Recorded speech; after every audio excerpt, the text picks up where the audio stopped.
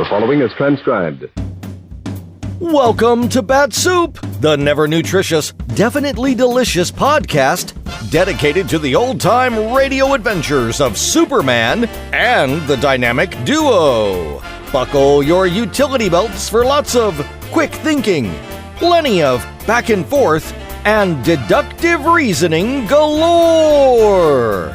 Before we get to today's adventure, let's pause for this important message. Fellows and girls, we here at Bat-Supe want you to know that our new Swell Prize, those little Bat-Supe can-sized sections of tailpipe from Batman's souped-up speedster, no pun intended, the Batmobile, are on the shelves in specially marked cans of never-nutritious, definitely delicious Bat-Supe right now. And these babies are super keen. Not only are they individually wrapped, but because of our new Bat-Supe Swell Prizes best practices, each section of tailpipe has been cleaned, sanitized, and carefully inspected so there's no foreign material on them. Yes, sirree, spick and span. There's nothing to see through a microscope, no residue of super jet car fuel, nothing but finely polished chrome tubes that used to be part of the Batmobile. You'll be able to proudly display these little bits of Batmobile history in your bedrooms, or your school lockers, or your secret clubhouse where you and the gang have your fun. So, get out there and get to collecting, gang. Have Mom stock up so you can collect more sections of tailpipe than your friends.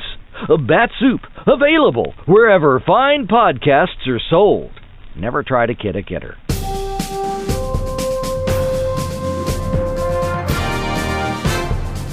And now, Bat-Supe presents today's adventure, Part 2 of The Dead Voice, as originally broadcast on September 27th, 1946. Faster than a speeding bullet, more powerful than a locomotive, able to leap tall buildings at a single bound. Look, up in the sky, it's a bird, it's a plane, it's Superman! Kellogg's Pep. P-E-P, Pep. Kellogg's Pep, the Sunshine Cereal, presents The Adventures of Superman.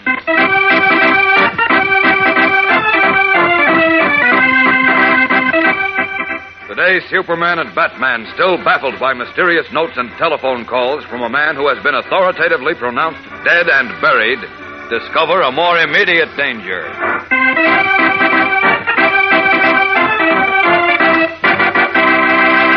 Hello there, gang. This is your pal Dan McCullough. You know, the busier you are at school, the smarter it is to go in for a real bang-up breakfast. Because if you don't eat right in the morning, how could you have fun at your work and take in more fun besides? So tomorrow morning, just get next to a bowl of Kellogg's Pep, the Sunshine Cereal. See how those crisp, tender flakes of whole wheat tickle your taste. Put you in a mood to eat hearty. Take in that sunny, catchy Pep flavor, all golden toasted. Why, you'll say Pep's one prize dish. Or you might say Pep's a 49 prize dish, because there are 49 different prizes you can get in packages of Pep, one in every single package. For instance, you can collect 7 exciting colored cardboard models of fighting planes, easy and fun to assemble. And you can collect a great new series of 24 bird pictures, each with a full description on the reverse side to help you recognize these birds every time.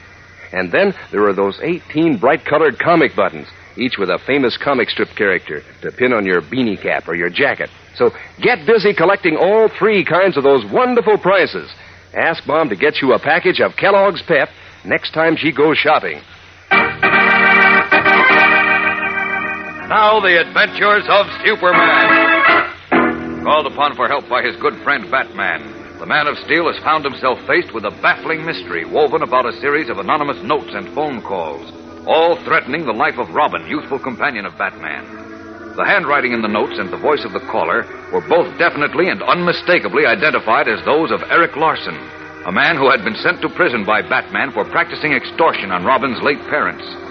Yet prison records showed that Larson had died a convict 2 weeks before the threatening notes and phone calls had begun. As Clark Kent and Bruce Wayne, Superman and Batman visited the state prison, where they were shown Larson's grave. Then, when Kent, employing his X-ray vision, announced that the grave contained an empty coffin, the warden ordered it dug up. As the coffin lid was opened to prove Kent was right, both Wayne and the warden began gasping for breath, and a moment later lost consciousness. As we continue now in the dark prison cemetery, Kent is quickly resuming his identity as Superman. Listen. Wonder what made them both choke and pass out like that. Unless... Great Scott, of course. That odor from the open coffin, like a bittersweet perfume. I'd better get them upstairs where the air's clean and clear. Under my arms with them. There we are. Now, up, and away!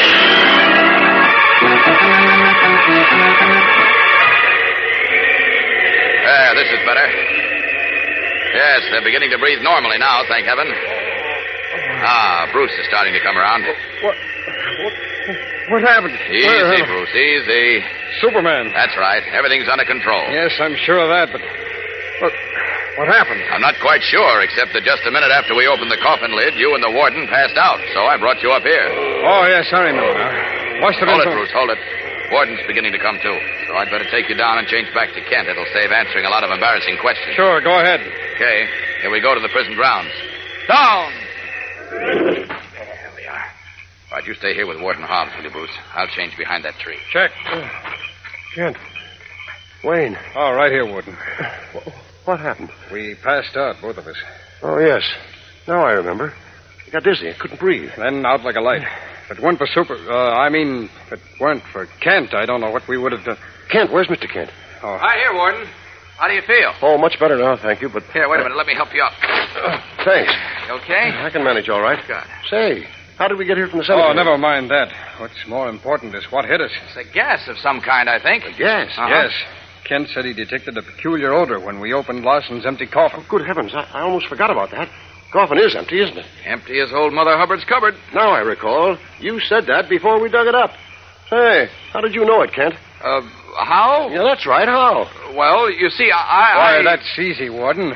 You see, if Larson has been sending notes and calling me, why... Yeah, that's right. If he's been doing all that, he couldn't be dead and buried. Isn't that what you mean, Bruce? Why, yes. Yes, sure, that's right. Uh-huh. I mean, that's what I think prompted you to say the coffin was empty, wasn't it? Why... Oh, stop trying to kid me and yourselves, too. Hmm? I know Larson's dead. I saw him before he was buried. I saw him buried in the prison cemetery. There can be no mistake about that. Well, then where's his body? That's right. You saw the empty coffin. Well, I don't know. This whole thing is so mixed up. Not to me. Personally, I'm sold that Larson's alive, that he escaped through some trick. And I still say he's dead, despite the empty coffin. I don't agree with you, Warden. Well, this seesawing's getting us no place. Look, Warden, the prison doctor who pronounced Larson dead, where's he? Well, let's see. It's just after 11 o'clock. He's probably making his last rounds into the infirmary now. Well, can we see him? Well, of course. Good. There's some questions I'd like to ask him. Come on. There's no question about it, Mr. Kent. Eric Larson died here in prison. Yeah, you see, Kent? Now, just a moment, please, Warden. Dr. Marsh, Yes? the last time you saw Eric Larson, were you feeling all right? What's that? What are you getting at? Just a minute, Bruce. I asked, were you feeling entirely well, Doctor? Of course I was. Why do you One ask? other question, Doctor. When you examined Larson, did you notice any unusual odor in the room? Oh, now I see what you're saying. Why, no, not that I remember. Why? What are you driving at, Mr. Kent? Well, maybe something, maybe nothing. How about the undertaker who handled Larson's body, Warden? He was buried from here. I see. Now, I can't waste any more time on your ridiculous notions. As far as I'm concerned, Larson is dead. And my only responsibility is to contact the police to investigate the disappearance of his body. Yes, you're quite right. Thank you for your time and trouble, Warden. Thank you, too, Dr. Marsh. You're welcome. Let's go, Bruce.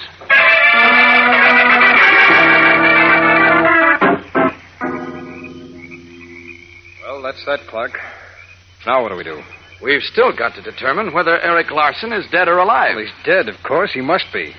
I admit I thought he might not be, but you heard what Warden Hobbs said, and the prison doctor. Yes, but... Me, I'll buy your theory that Larson wrote the threatening notes and recorded his voice before he died. Yeah? He turned them over to an accomplice who exhumed his body and is now using the notes and records to try and scare the wits out of Robin and me.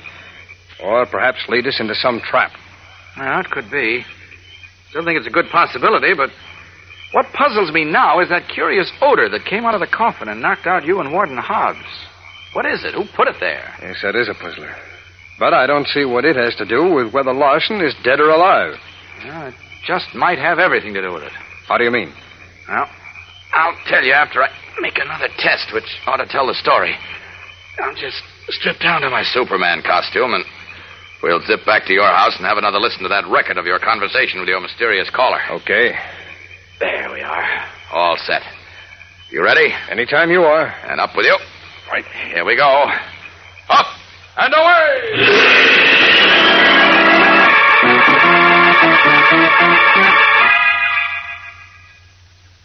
Give it a lot of volume, Bruce, and please don't talk while the record is on, huh? I tell you, we're just wasting time. I don't think so. Well, what do you expect to tell from the record? Half a dozen people who knew Larson swear it's his voice. Now, you're wasting time. Start the record, will you? Okay. Nothing you can do can save Dick Grayson. I'll follow him to the ends of the earth. Who is this? You know who it is. I don't. What's the meaning of this? What do you want? You know what I want. Revenge. Well, that's it, Clark. You satisfied? Yes. Yes, I'm satisfied that Eric Larson is alive. What? I said Eric Larson is alive. Startled, Batman stares at the Man of Steel. We'll return in a moment for the exciting climax of today's episode. So stand by. Say, here's an idea to help you with your collection of pep prizes, whether it's the model planes or the bird pictures or the comic buttons. Sometimes it may happen that the prize you get in your package of Kellogg's Pep is a duplicate of one that you already have. For instance, you may collect 2 Curtiss Helldiver model planes when you're trying to collect Pep's 7 different model planes. Well then, just swap duplicates with the gang. And you can swap duplicates of those slick full-color bird pictures, too, to help you round out your collection of bird pictures. Or if in your next package of Pep you find a comic button picturing, say, Moon Mullins, when you were hoping for one of Orphan Annie or Superman, somebody in the gang's sure to want to make a trade. Now, that way you'll have fun getting together your collection of all 3 kinds of Pep prizes. And all the while, every morning at breakfast, you can be piling in those crisp, delicious flakes of Pep. Think of the keen, catchy flavor, that fresh, full wheat flavor, that terrific Pep flavor. Yes, sir, a bowl of Pep is strictly on the beam. So ask Mom for Kellogg's Pep, the Sunshine cereal, and look for your prize inside the package. After listening to the record which Bruce Wayne made of a telephone conversation, Kent said, Eric Larson is alive, Bruce. Well, you're wrong, Kent. He can't be. He died in prison. He's alive. If his voice had been recorded before his death and played over the telephone on a phonograph, I would have detected the scratching of the needle, slight as it might be. I have pretty sharp ears. Yes, I know. Although his replies dovetail too closely with your questions to be on a record. Even if he figured out what you might say and planned his answers accordingly, there would have been a slight pause when the needle was lifted to the next groove and a slight sound when it was set down again. But there was neither pause nor sound. We did not hear a record. Oh, wait a minute. Warden Hobbs said Larson died, and so did the prison doctor. Right. Now, Hobbs has a fine reputation, and besides, I've known him for years. He wouldn't take part in a hoax like this. I know that, and I didn't say he took part in it. Well, then how? I don't get it. You remember that strange odor like bitter perfume when Larson's empty coffin was opened, the Yes. stuff that knocked you out? Well, what about it? I'm quite sure it was from a drug which had been in Larson's body. A drug? Yes, you've heard of curious drugs used in India and in certain islands in the Caribbean, and as so-called witch medicine in portions of Africa, haven't you? Well, certainly. I've heard of many such doings, but what has This that... stuff causes a complete suspension of organic activities in the human body. Even paralyzes the heart for a certain period. Well, yes, I've heard of that, but... Great Jupiter. I'm beginning to see now what you're driving at. Good. Your angle is that Larson put himself in a sort of state of suspended animation, which made him appear dead. Exactly. But he must have had a confederate. Someone in on his plan who stood by to exhume him after he was buried in that bronze coffin. Certainly. Probably the same one who procured and slipped the drug to him. Then if we can find out from Warden Hobbs who visited Larson, we could trace him or them That's and... just what I have in mind, Bruce. So let's... Wait. Listen, what's that? Sounds like pounding on your front door. Come on, let's see who it is. Okay. Oh, great Scott. What's the matter? Wait till you see who it is. Go on, open the door. Good Jupiter, it's Alfred, my butler. Alfred, Alfred! He's unconscious and bleeding from a head wound. Poor old fellow. Clark, I just remembered something. Alfred was to stay with Robin tonight at Jim Olson's house. Uh-oh. This looks bad, Bruce. Plenty bad.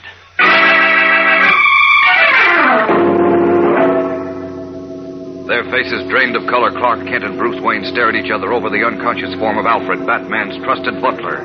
Each of them fearful of expressing the worried thoughts that race through his mind. What has happened? Does Alfred's condition indicate that Jim Olson and Robin have fallen into danger?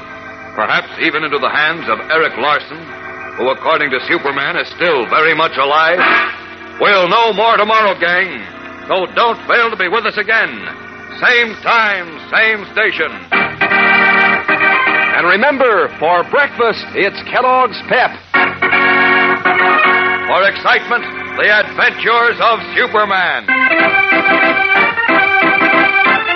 Superman is a copyrighted feature appearing in Superman DC comic magazines and is brought to you Monday through Friday at the same time by Kellogg's Pep, the Sunshine Cereal.